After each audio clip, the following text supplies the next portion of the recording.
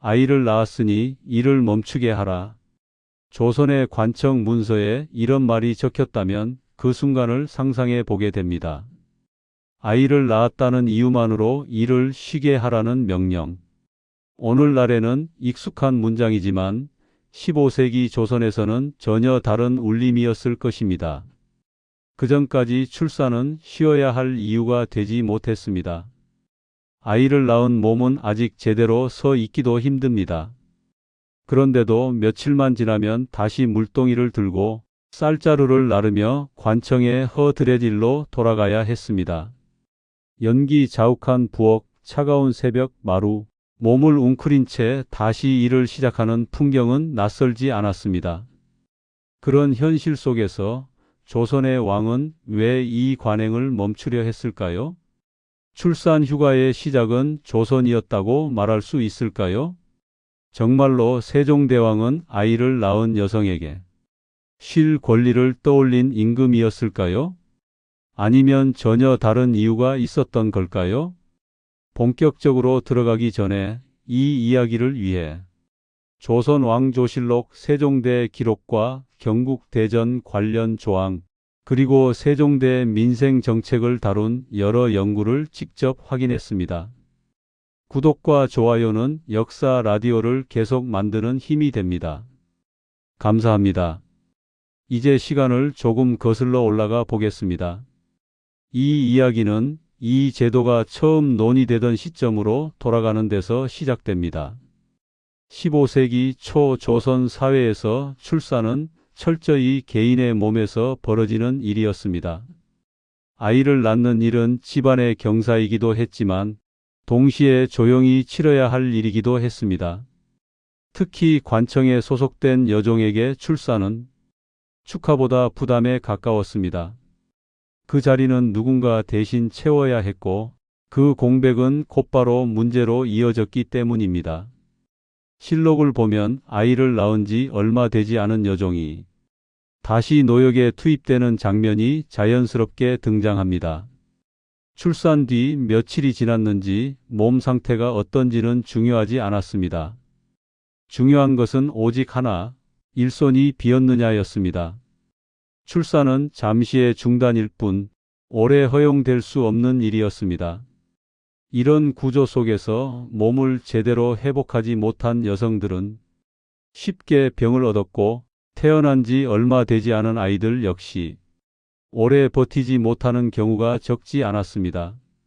하지만 이런 일들은 오랫동안 개인의 불운으로 취급됐습니다. 제도의 문제로 바라보는 시선은 거의 없었습니다. 출산은 사적인 일이었고 국가는 그 이후의 시간을 깊이 들여다보지 않았습니다. 이 흐름에 처음으로 균열을 낸 사람이 바로 세종대왕입니다. 세종은 즉위 초기부터 백성의 삶을 세세하게 들여다보려 했던 임금이었습니다. 농사 시기와 세금 부담, 의료 제도와 형벌의 기준까지 국가가 사람의 몸과 시간을 어떻게 다루고 있는지를 꾸준히 점검했습니다.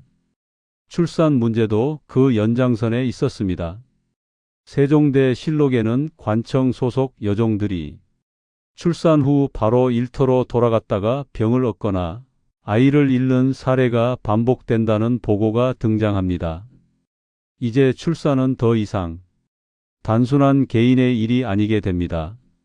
조정이 검토해야 할 사안으로 떠오른 것입니다. 여기서 주목할 점이 있습니다.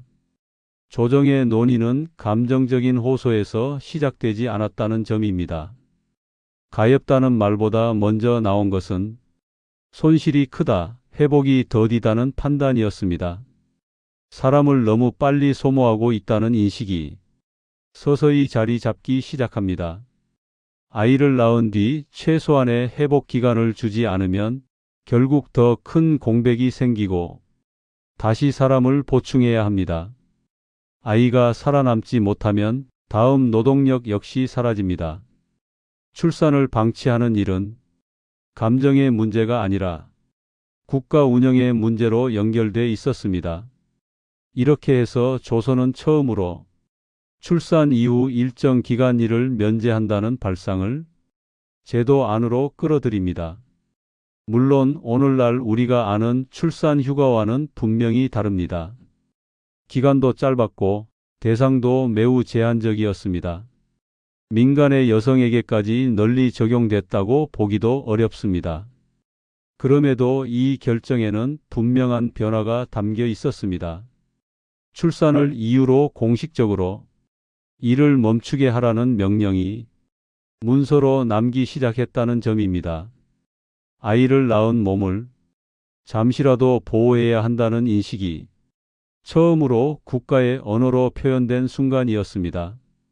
물론 이 선택을 순수한 자비로만 보기는 어렵습니다. 국가는 여전히 사람을 관리의 대상으로 보았고 그 보호 역시 철저히 계산된 범위 안에서 이루어졌습니다. 그럼에도 질문 하나는 분명히 남습니다. 세종은 왜 이 시점에서 이 오래된 관행을 멈추려 했을까요? 그는 무엇을 보고 있었고 무엇을 지키려 했던 걸까요? 이 제도는 과연 누구를 위한 선택이었을까요? 이 질문에 대한 답은 이후 이 제도가 실제 현장에서 어떻게 작동했는지를 살펴보는 과정에서 조금씩 모습을 드러내기 시작합니다. 아이를 낳았다고 일을 멈추게 하라는 명령은 어느 날 갑자기 떠오른 생각이 아니었습니다. 그 결정 뒤에는 조선 사회가 오래 붙들고 있던 고민들이 차곡차곡 쌓여 있었습니다. 사람을 어떻게 쓰고 어떻게 남길 것인가라는 문제였습니다. 15세기 초의 조선은 겉보기에는 안정돼 보였습니다.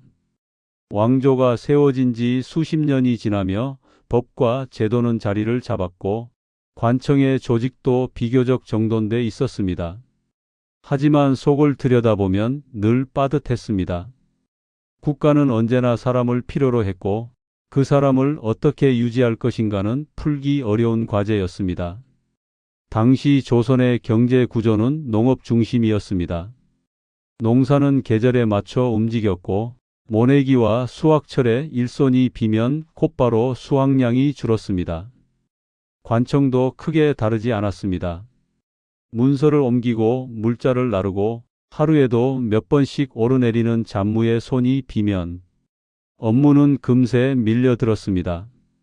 이 구조 안에서 관청 소속 여종은 중요한 위치에 있었습니다. 이들은 단순히 집안일을 맡은 사람이 아니었습니다. 관아의 부엌에서 불을 지피고 우물에서 물을 길어 올리고 문서를 옮기며 하루를 채우는 사람들이었습니다. 국가 행정의 말단을 실제로 떠받치고 있던 노동력이었습니다. 하지만 이들이 아이를 낳는 순간 국가의 계산은 흔들리기 시작합니다. 사람 하나가 빠지는 문제가 아니었습니다.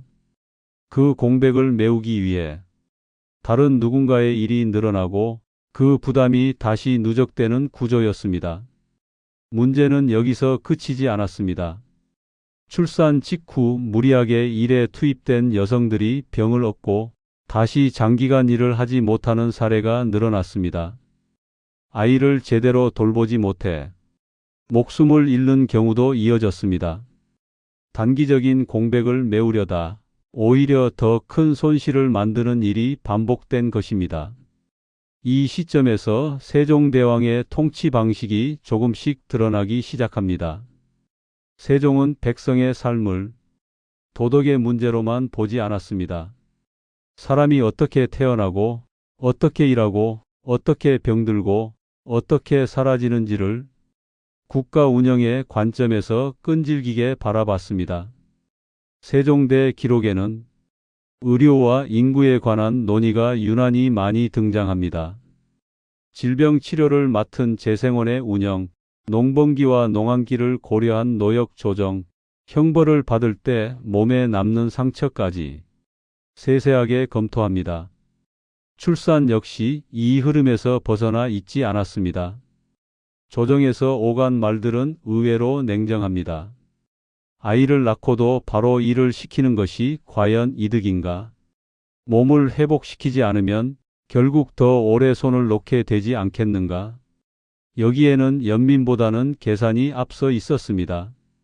사람을 오래 쓰기 위해서는 잠시 멈추게 해야 한다는 판단이었습니다.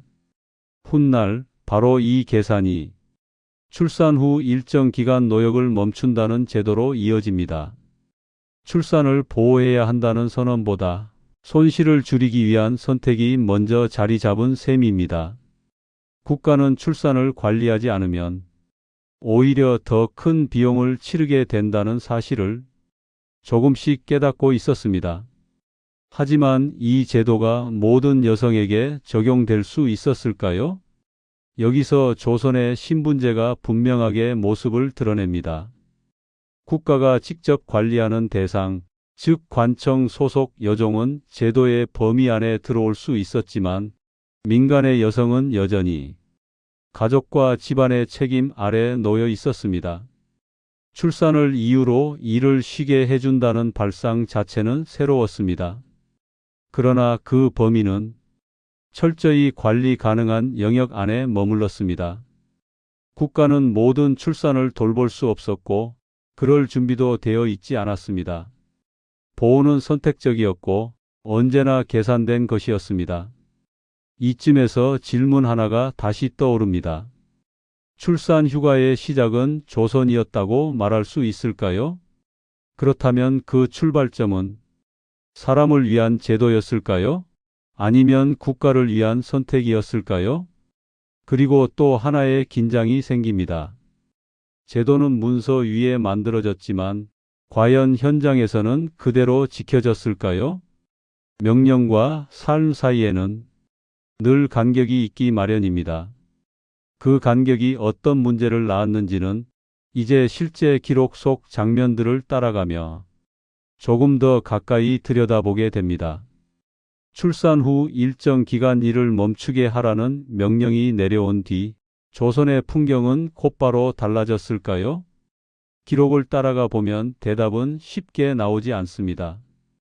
제도는 만들어졌지만 그 제도가 사람들의 삶 속으로 스며드는 과정은 생각보다 더디고 거칠었습니다. 세종대의 조선왕조실록에는 출산과 관련된 보고가 반복해서 등장합니다.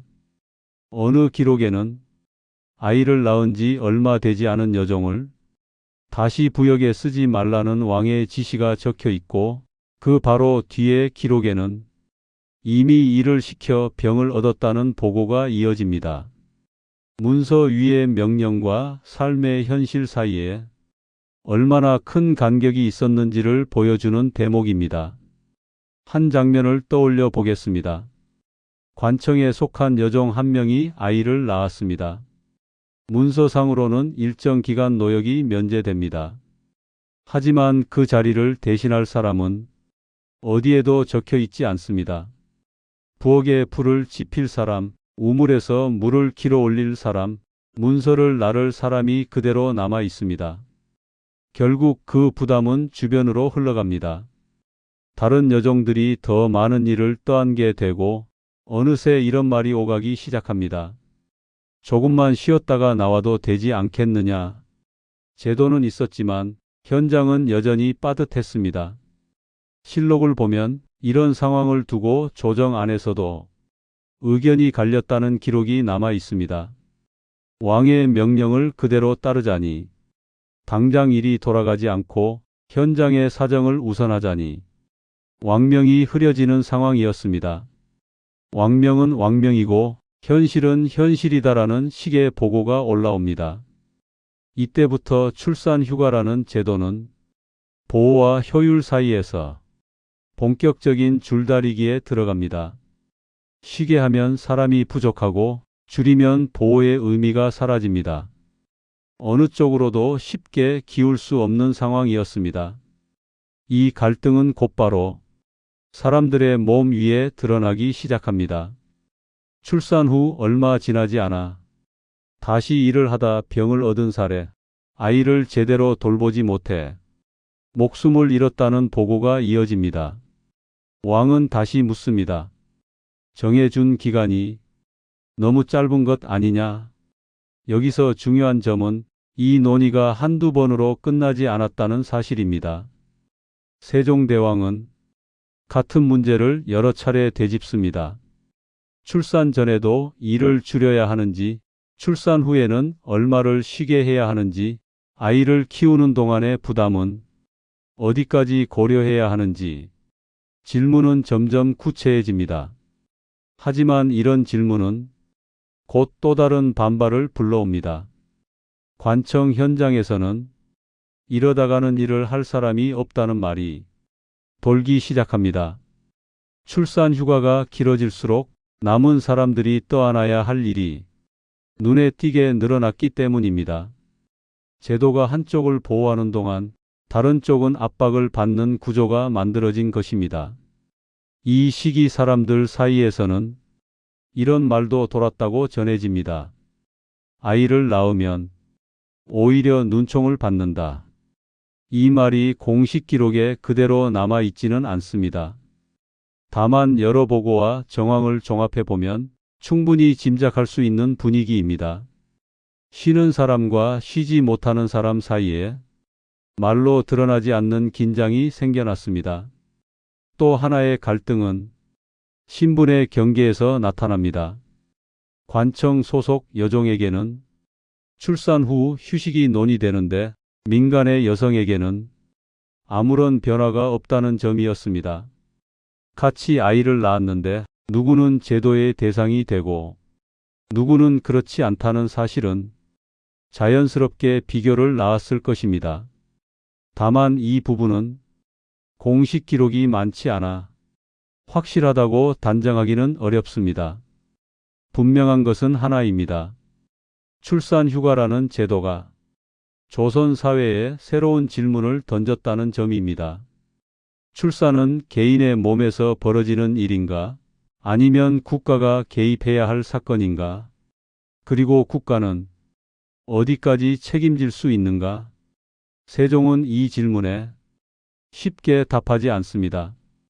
명령을 내리고 다시 보고를 받고 다시 고치라는 말을 반복합니다. 이 과정 자체가 갈등의 연속이었습니다. 제도는 한번 만들어졌다고 곧바로 완성되는 것이 아니라는 사실이 이 시기에 분명히 드러납니다.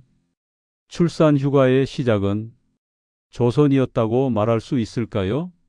적어도 이 시점까지는 그 시작이 순탄했다고 보기는 어렵습니다. 좋은 의도와 냉정한 현실, 보호와 효율이 계속해서 부딪히고 있었기 때문입니다.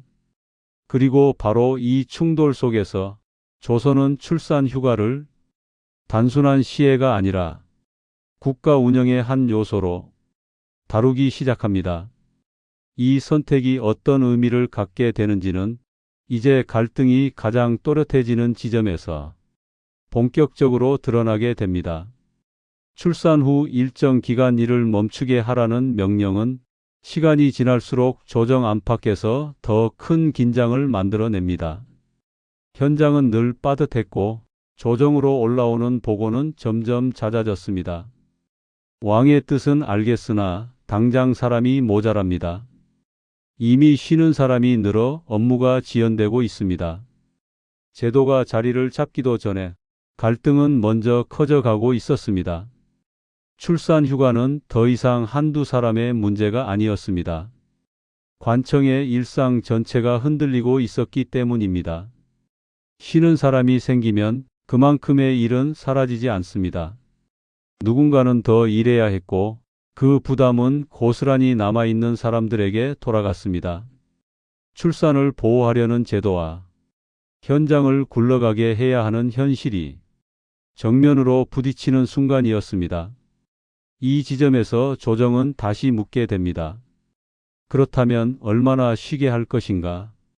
기간을 줄이면 보호의 의미가 약해지고 늘리면 현장이 버티지 못합니다. 이 질문이 반복되면서 출산 휴가라는 제도의 성격도 점점 더 분명해집니다. 여기서 드러나는 사실 하나는 분명합니다. 이 제도는 처음부터 모두를 위한 복지로 설계된 것이 아니었습니다. 국가가 직접 관리하는 인력, 즉 관청 소속 여종을 대상으로 한 정책이었고 그 범위는 애초부터 명확히 그어져 있었습니다.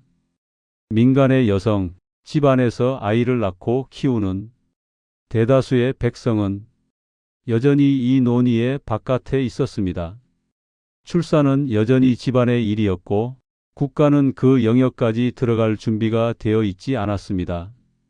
그럼에도 불구하고 왕은 이 문제를 쉽게 접지 않습니다. 세종대왕은 출산과 관련된 보고가 올라올 때마다 그대로 두어도 되는가를 되묻습니다. 이미 정한 기간이 충분한지, 아이를 잃는 일이 실제로 줄고 있는지, 사람의 소모가 줄어들고 있는지를 하나하나 확인하려 합니다. 이 대목에서 영상 제목이 던진 질문이 본격적으로 모습을 드러냅니다. 출산 휴가의 시작은 조선이었다고 말할 수 있을까요? 사실관계부터 정리해 보면 조선에는 분명 출산을 이유로 공식적인 노동 중단을 명령한 기록이 존재합니다. 이전만 놓고 보면 이전과는 확연히 다른 시도였습니다. 출산을 이유로 국가가 직접 멈추라고 말한 것은 조선 역사에서 처음이었기 때문입니다. 하지만 구조를 조금 더 들여다보면 또 다른 모습이 보입니다. 출산 휴가는 여성 개인의 권리를 보장하기 위해 생겨난 제도가 아니었습니다. 국가는 여성을 보호했다기보다 자신이 관리하는 노동력을 효율적으로 유지하려 했습니다.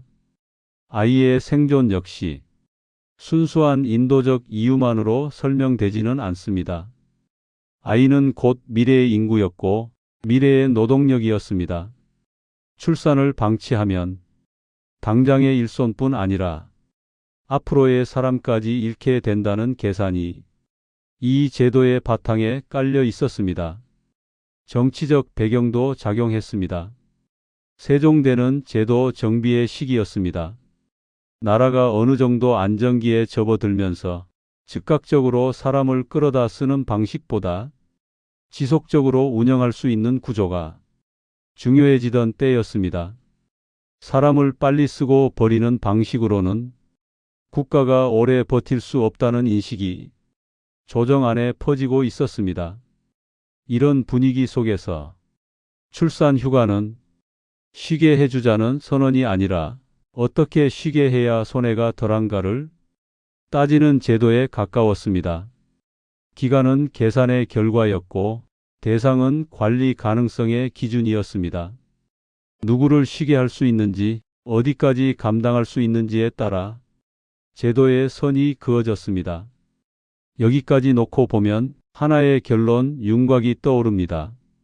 조선의 출산 휴가는 분명 이전에는 없던 제도였지만 그 출발점은 오늘날 우리가 떠올리는 복지와는 달랐습니다.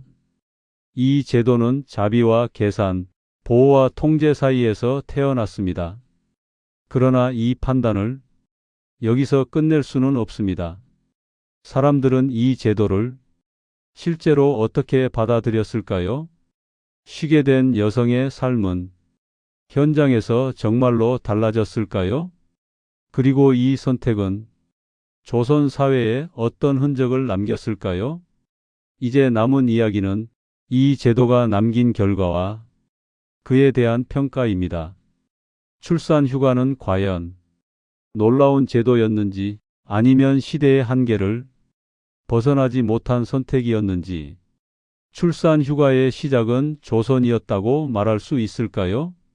여기까지의 기록을 종합해 보면 이 질문에 대한 답은 단순히 예나 아니오로 정리되기 어렵습니다. 다만 한 가지는 분명해집니다. 조선, 그 중에서도 세종대에 출산은 처음으로 국가가 개입해 조정하는 사건이 되었다는 점입니다. 왜 이런 일이 벌어졌을까요?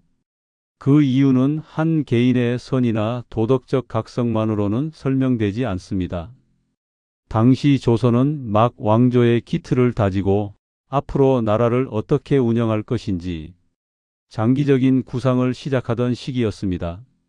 전쟁처럼 한순간에 사람을 모아 쓰는 방식에서 벗어나 사람을 오래 유지하고 관리하는 체계로 조금씩 옮겨가던 때였습니다. 이 과정에서 출산은 더 이상 완전히 사적인 일이 아니게 됩니다. 아이를 낳는 순간 한 명의 노동력이 잠시 멈추고 아이의 생존 여부에 따라 미래의 인구가 달라집니다. 출산을 방치하면 당장의 공백은 메울 수 있을지 몰라도 중장기적으로는 더 큰 손실이 생긴다는 계산이 가능해집니다.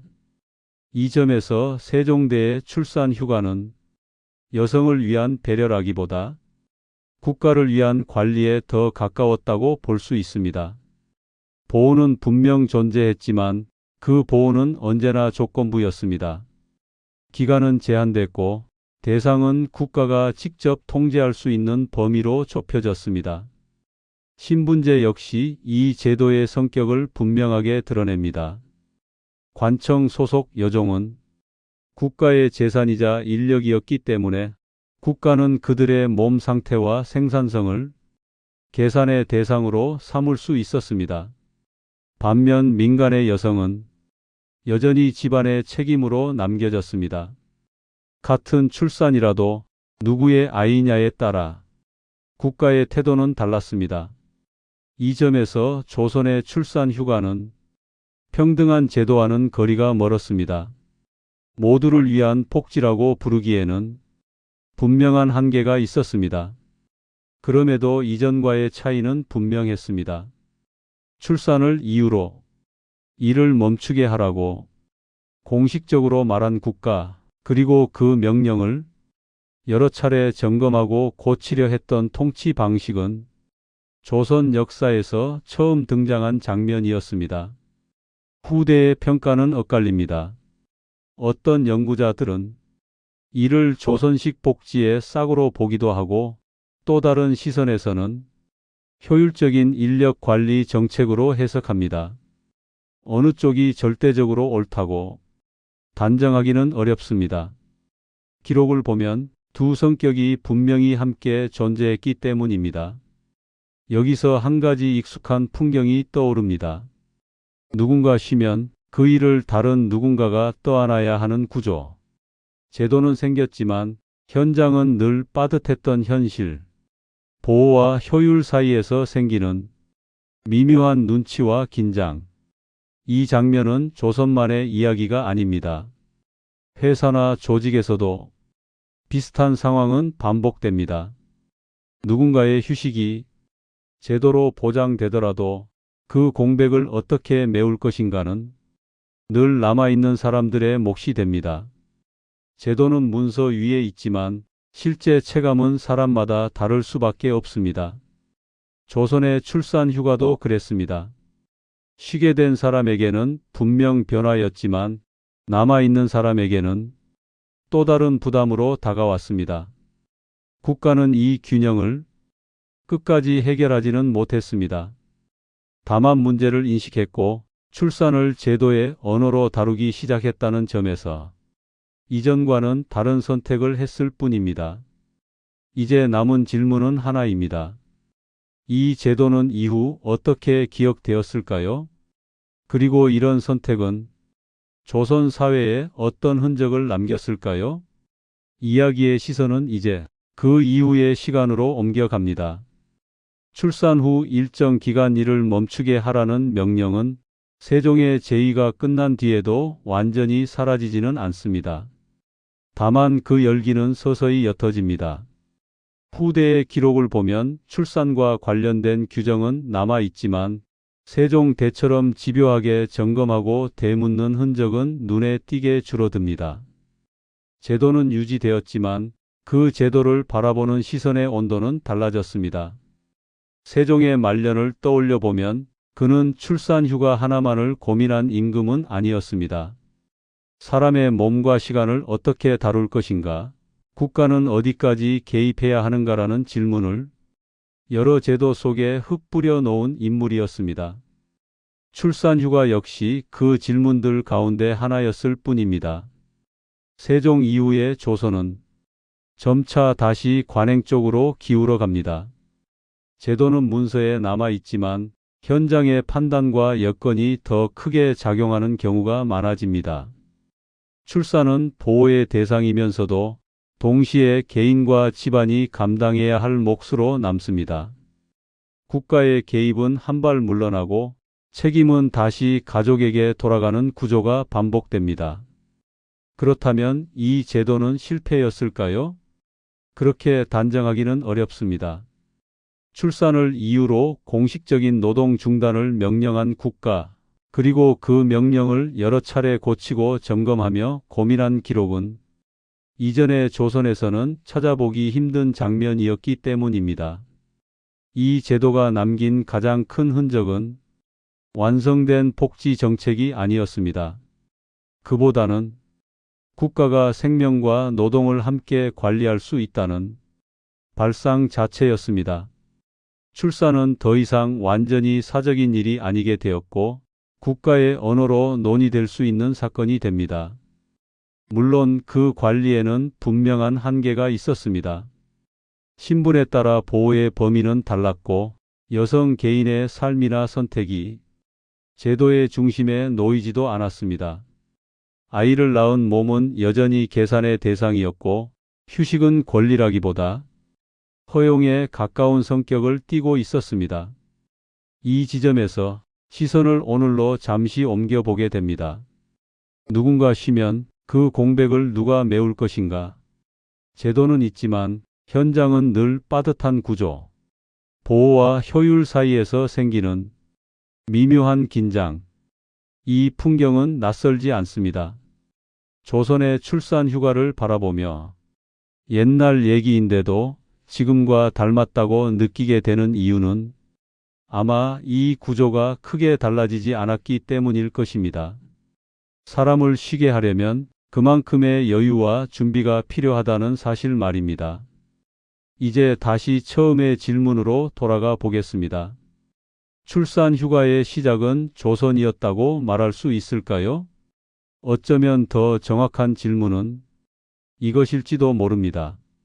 조선은 출산을 어디까지 국가의 책임으로 보려 했을까요? 그리고 우리는 지금 그 질문에 얼마나 다른 답을 하고 있을까요?